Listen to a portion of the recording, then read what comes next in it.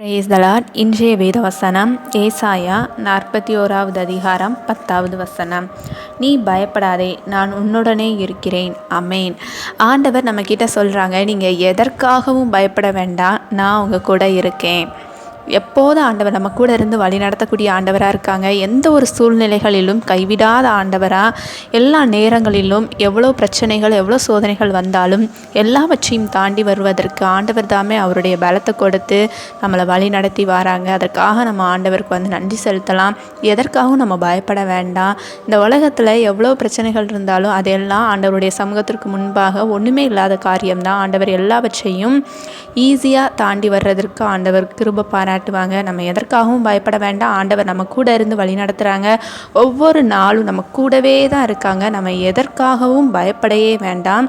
ஒவ்வொரு நாளும் ஆண்டவர் தாமே அவருடைய தூதர்களை கொண்டு தம்முடைய கரத்தில் ஏந்தி நம்மளை வழி நடத்துவாராக. அமேன்.